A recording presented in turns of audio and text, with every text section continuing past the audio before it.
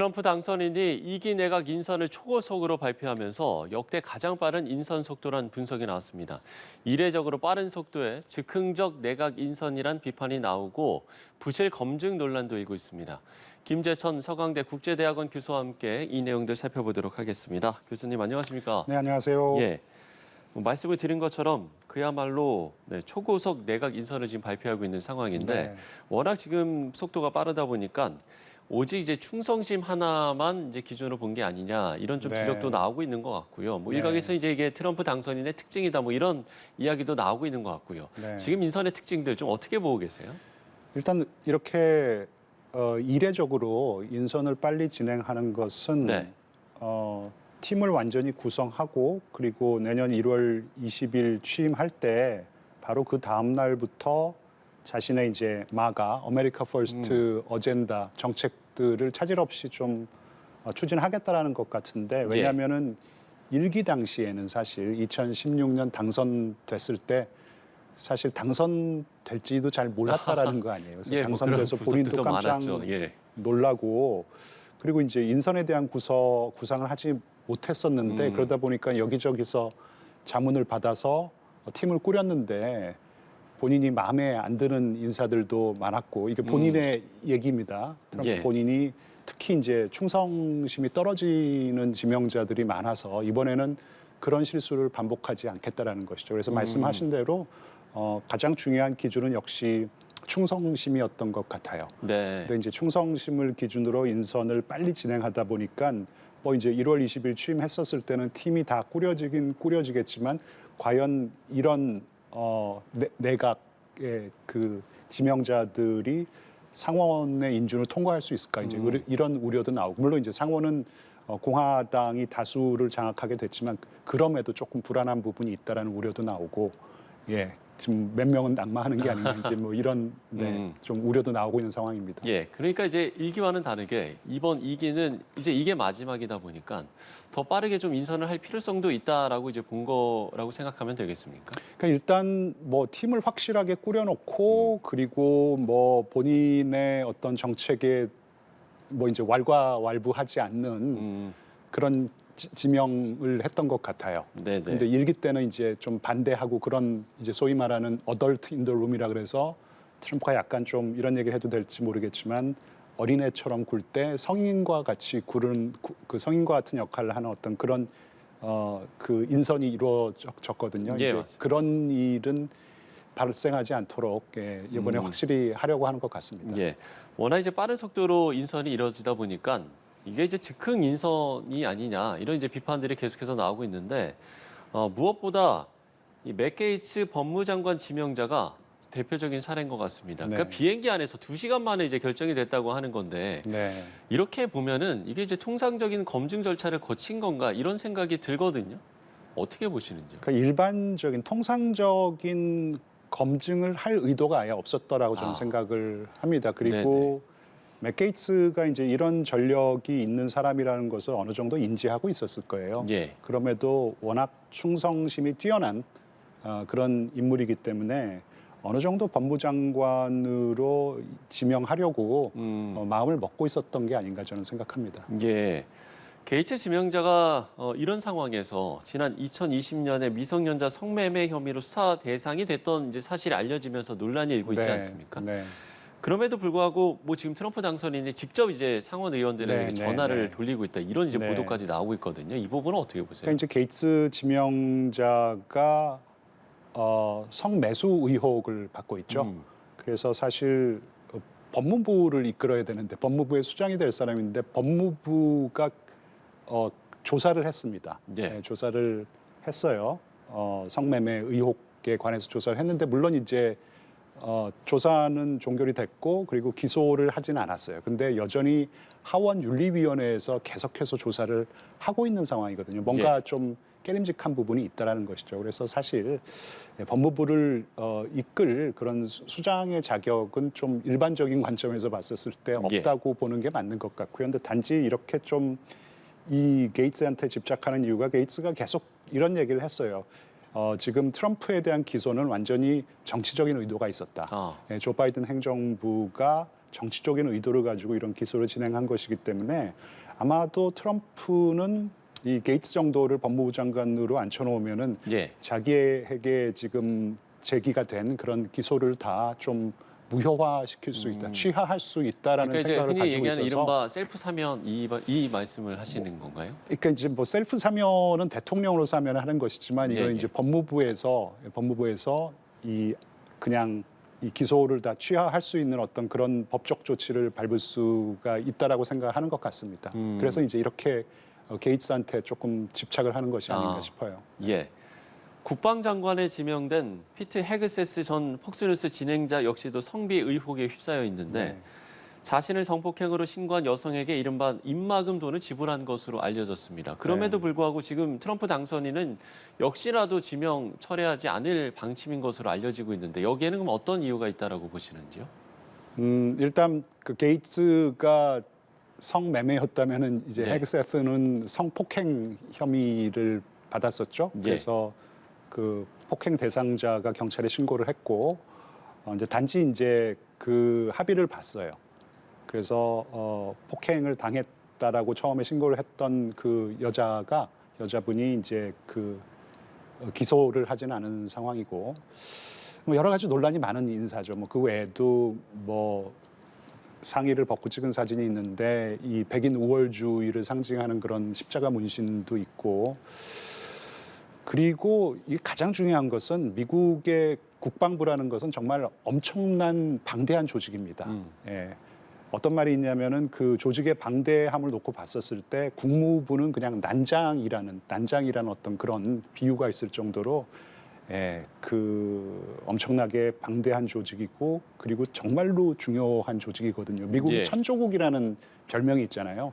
국방비를 1년에 1,000조를 쓰는 것이고 대부분 이제 국방부에서 집행을 하는 것인데 그러려면은 이 국방 정책에 대한 좀 경력이 있어야 돼요. 근데 이분이 뭐 이 전투 경력은 있지만 어떤 소령으로 정책을 해본 예, 네, 그렇죠. 소령으로 예편을 했습니다. 80년생이고요. 그래서 조금 이 국방 정책에 대한 어떤 이 경력이 거의 뭐 전무하다고 할 수 있기 때문에 과연 천조국 미국의 이 국방부를 이끌어갈 수 있는 자격이 있냐라는 것인데 역시 이제 충성심이 강하고 그리고 이 트럼프가 이 장성들이랑 별로 사이가 안 좋아요. 장성 출신들은 싫어하고 예, 예. 대표적으로 일기 때 이 대통령 비서실장을 맡았던 존 켈리 같은 경우에는 나중에 그만두고 나서 트럼프를 비난하는데 앞장서고 그러지 않았습니까? 그래서 장성들과 좀 충돌을 한 경우가 많기 때문에 헤그세스를 통해서 자기에게 충성심이 좀 떨어지는 어떤 장군들을 좀 정리하고 그리고 미국의 이제 조 바이든 행정부 때 이 PC라 그러죠. Political Correctness 해가지고 이 그 성소수자들을 군에서 뭐 장교로 임명하고 이제 이런 경우가 많아서 헤그세스를 통해서 성소수자 장교들을 싹 정리할 의도가 있다는 것이에요. 이제 그런 자기가 생각하는 이 정책들을 잘 수행해낼 수 있는 충성심이 강한 이 후보자가 이 헤그세스라고 생각을 한 것 같습니다. 예. 자, 이렇게 속전속결로 인선을 발표한 트럼프 당선인이 지금 재무장관 자리는 고민을 이어오고 있습니다. 네, 제가 뭐 앞서서도 리포트로 보여드렸습니다만 글쎄 여기는 이렇게 왜 이렇게 고심을 하고 있는 이유는 어떤 거라고 보세요? 일단 그 왜 스콧 베센트죠. 이제 헤지펀드 매니저가 있고 근데 좀 무난하게 이 하워드 러트닉 그 인수위 공동위원장을 맡고 있는 하워드 러트닉이 되는 거 아닌가라는 그런 예상이 나왔는데 지금 세게 붙고 있는 것 같아요. 이제 두 사람이, 내부에서도 그렇죠. 치열하게 밀고 있고 일론 머스크가 이 하워드 러트닉을 강하게 밀고 있다고 하는데 일론 머스크가 너무 좀 나서는 모습을 그렇게 좋게 보지 않는 트럼프의 이너서클 사람들이 있는 것 같아요. 그래서 워낙 지금 이 경쟁이 심하다 보니까 트럼프가 지금 뭐 제3의 인물, 뭐 케빈 월시라는 분인데요. 이게 연준 이사를 맡았던 분인데 이분이 지금 또 좀 급부상하고 있고 예. 재무장관이라는 자리가 이 트럼프의 이 마가, 그러니까 아메리카 퍼스트 어젠다를 추진함에 있어서 굉장히 중요한 자리거든요. 그렇죠. 그래서 고민을 하고 있는 것 같습니다. 예. 그러면 어떤 이제 기준 그러니까 가장 중요하게 트럼프 당선인이 인선을 하는 데 있어서 어떤 기준이 가장 중요하다라고 보시는지요? 뭐 아무래도 뭐 지금 말씀을 해주셨습니다만 마가의 어떻게 보면 이 핵심이 또 재무장관일 수 있다라고 이야기를 그렇죠. 해주셔서요. 지금 재무장관과 그리고 상무장관은 지금 지명을 못하고 있는 상황이에요. 그러니까 상무부 같은 경우에는 미국의 관세 정책을 추진함에 있어서 굉장히 중요한 부서고 그러니까 수장의 역할이 이제 굉장히 중요하고 예, 예. 재무부 같은 경우에는 뭐 관세도 관여를 하지만 역시 세제 개혁 지금 트럼프가 추진하고 있는 그 아메리카 퍼스트 정책 중에 하나가 이제 세제 개혁이기 때문에 과연 그런 어떤 경제 정책 공약을 충분히 이해하고 그리고 정말 거리낌 없이 수행할 수 있는가 그 여부가 가장 중요한 기준이 되고 있지 않을까 싶습니다. 예. 앞서 이제 잠시 이야기를 해주셨습니다만 그러면 만약에 지금 이 지명자들이 의회 비준을 통과하지 못할 가능성도 있겠습니까? 저는 그 가능성을 좀 낮게 보는 이유가요.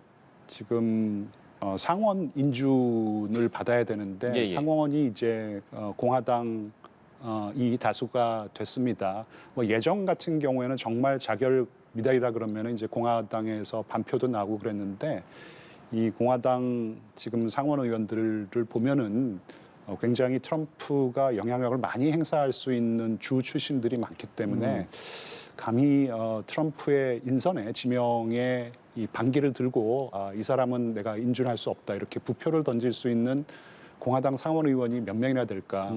51표만 받으면 되기 때문에 예. 상원 인준을 통과하려면 저는 상원 인준이 안 될 가능성은 좀 지금 상황에서는 좀 낮게 보고 있습니다. 예, 알겠습니다. 자, 상원 인준 가능성도 저희가 짚어봤고요.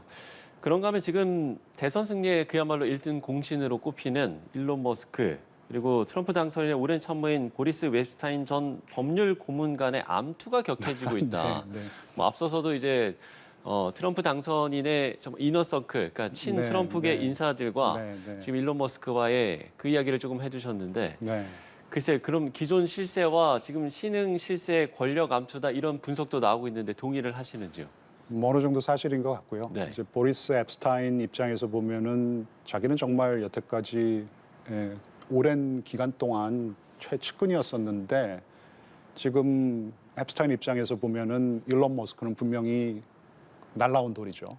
굴러온 돌, 날라온 돌이 이제 굴러온 돌. 박힌 이라고, 돌을 예. 지금 빼내려는 어떤 그런 상황이기 때문에 어느 정도 일정 수준의 합의는 있었다라는 것이죠. 그러니까 일론 머스크가 경제 쪽 인사에 좀 관여를 하고 그리고 나머지 뭐 외교 안보나 일반 행정, 뭐 법무 행정까지 포함해서 이거는 이제 앱스타인이 조금 관여하기로 했는데 일단 이 일론 머스크가 밀고 있는 러트위크 그 공동 인수위 위원장이 지금 재무장관으로 지명되지 못하고 있는 상황에 대해서 머스크는 조금 좌절감을 느끼고 있고 그리고 머스크가 최근에 유엔 주재 이란 대사를 만나서 미국과 이란 사이의 어떤 긴장 완화 방안을 논의했다라는 거 아니겠어요? 이제 예. 이거는 보면은 어떻게 보면 이제 외교 정책에까지 개입을 하겠다라는 것이기 때문에 앱스타인 입장에서 보면은 이거는 완전히 머스크가 선을 넘은 것이다. 그리고 뭐 게이츠 같은 경우에도 지금 뭔가 조금 마음에 안 든다라는 이제 의사 표명도 하고 그랬다라는 거 아니겠어요? 지금요, 머스크가요. 그래서 그런 상황을 놓고 먼저 앱스타인이 이제 그 말하려고 저 트럼프 별장에서 문제를 제기했고 공개된 공개 석상에서 근데 머스크도 한 성깔 하잖아요. 네, 그래서 참지 않고 그냥 그 자리에서 미국 신문을 읽어보니까 뭐 정말 빅 클래시, 대충돌이 있었다라고 하더라고요. 예, 알겠습니다. 자, 트럼프 이게 내각 인선과 관련해서 저희가 이야기를 나눠봤습니다. 마지막으로 한 가지 좀 짚어봤으면 좋겠는데요. 좀 이건 인선과 좀 다른 이야기일 수 있는데 오늘 이제 새로 우크라이나전과 관련해서 새로 나온 소식이 있어서요. 그러니까 푸틴 대통령이 개정된 핵 교리를 승인했다. 이렇게 오늘 이제 속보로 전해지기도 했는데 이게 이제 어떤 의미인 거고 지금 상황에서 이렇게 핵 교리를 승인한 이유는 어떤 건지 끝으로 한 말씀 해주신다면. 일단 뭐 조 바이든 행정부에서 전격적으로 에이테크임스 장거리 미사일을 우크라이나에게 지원을 했는데 러시아 본토 공격을 해서는 안 된다는 것이었거든요. 그동안 이제 제한을 걸었었죠. 네. 예. 근데 이제 본토 공격을 해도 된다 그래서 이제 오케이 사인을 준 것이에요. 그러니까 푸틴 입장에서 보면은 이거는 정말 미국이 넘어서는 안 될 오늘 선 얘기가 많이 나오는데 선을 넘은 것이다라고 생각을 한 것이고 새로운 핵교리를 이제 좀 준비를 하고 있었지만 전격적으로 승인을 했거든요. 네. 19일에 전격적으로 승인했다라는 것은 분명히 지금 조 바이든 행정부에서 우크라이나로 하여금 이러한 장거리 미사일을 본토 공격을 할 수 있게 하는 어떤 승인을 해줬기 때문에 여기에 대한 어떤 대응 성격이 강하다고 생각합니다. 그러니까 뭐 기본적으로 우리가 여태까지는 우크라이나에게 그래도 핵을 선제 공격하는 것, 선제 사용하는 것은 자제해 왔었는데 우리가 네. 국제사회에서 용인하는 그 5개 핵무기 보유 국가 중에 하나인데 그런 핵무기 보유 국가, 승인된 핵무기 보유 국가는 핵무기를 안 가지고 있는 나라에게 핵을 선제 공격해서는 안 되는 것이거든요. 근데 공격한다 그랬는데 이제는 공격해도 되는 것이 왜냐하면 핵무기를 가지고 있는 미국의 직접적인 도움을 받고 있기 때문에 그럴 경우에는 우리가 선제적으로 핵을 사용할 수 있다. 이제 이런 얘기가 나옵니다. 그리고 더 조금 그 중요한 발언은요. 이 미국도 이제는 정말로 직접적인 이 당사국이 됐기 때문에 예. 우리가 미국을 뭐 공격하더라도 뭐 크게 놀라지 마라. 뭐 이제 이런 발언이 나온 것은 3차 세계 대전을 위협하고 있다라고 생각해요. 그래서 지금 어떻게 보면은 조금씩 그어놨던 선들을 갖다 이렇게 조금 넘나드는 어떤 그런 상황이고 일종의 이제 뭐 치킨 게임이 벌어지고 있는 것이 아닌가 양국 사이에 미국과 러시아 사이에 그렇게 예. 판단하고 있습니다. 알겠습니다. 자, 푸틴 대통령이 개정된 핵교리를 승인했다라는 소식이 오늘 전해졌는데 이와 관련된 의미까지 짚어봤습니다. 김재천 서강대 국제대학원 교수와 이야기 나눠봤습니다. 오늘 말씀 고맙습니다. 네, 감사합니다.